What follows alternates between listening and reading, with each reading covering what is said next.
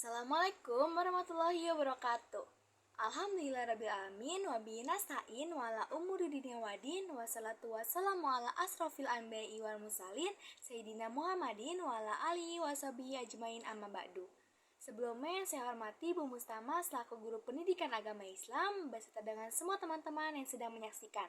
Izinkan saya di sini Amanda Fausta Madani dari kelas 11 MM3 ingin membacakan pidato yang bertemakan tentang prinsip dan praktik dalam ekonomi Islam. Sebelumnya, apa sih dimaksud dengan prinsip dan ekonomi praktik dalam Islam? Prinsip dan praktik ekonomi Islam ialah segala sesuatu yang berhubungan dengan prinsip dan aturan-aturan syariat Islam yang harus dipatuhi dalam praktik kegiatan ekonomi. Mulai dari transaksi jual beli, tukar menukar barang, hingga persoalan hutang piutang.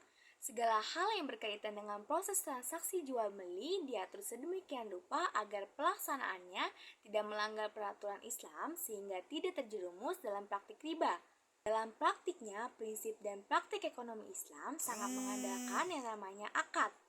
Akad menjadi kunci dan fokus utama yang menentukan apakah transaksi yang dilakukan sudah sesuai dengan syariat Islam atau belum. Jika terbukti ada pelanggaran dari segi akad dalam transaksi tersebut, maka bisa jadi transaksi tersebut dilakukan mengandung unsur riba, sehingga haram dilakukan. Nah, istilah lain dari transaksi dalam sistem perekonomian Islam adalah muamalah. Muamalah sendiri merupakan kegiatan tukar-menukar yang memberi manfaat tertentu atas barang atau sesuatu yang ditukarkan.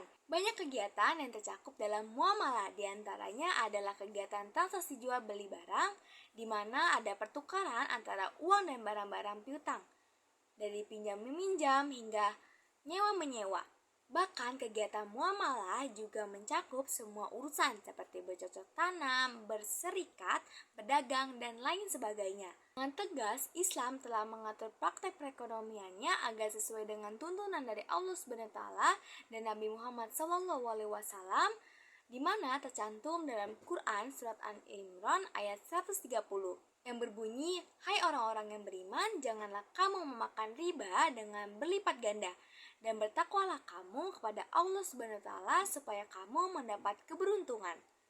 Dalam ayat tersebut secara jelas dan tegas Allah SWT memerintahkan kepada orang-orang yang beriman agar menjauhi berbagai jenis praktik riba. Salah satu contoh riba adalah memberikan hutang dengan meminta lebih atau bunga kepada orang lain saat membayar hutangnya. Itu adalah hukumnya haram.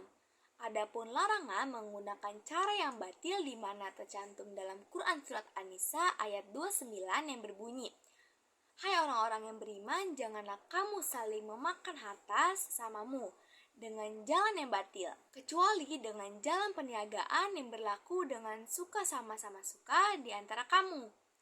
Dan janganlah kamu membunuh dirimu, sesungguhnya Allah SWT Maha Penyayang kepadamu."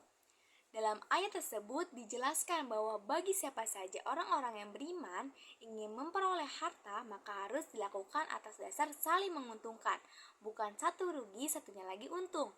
Pelaksanaan yang sesuai dengan syariat Islam tidak akan menimbulkan kerugian kepada pihak lain. Itu saja yang saya dapat sampaikan. Semoga yang saya sampaikan bisa memberikan manfaat bagi siapa saja yang mendengarkan dan menyampaikan.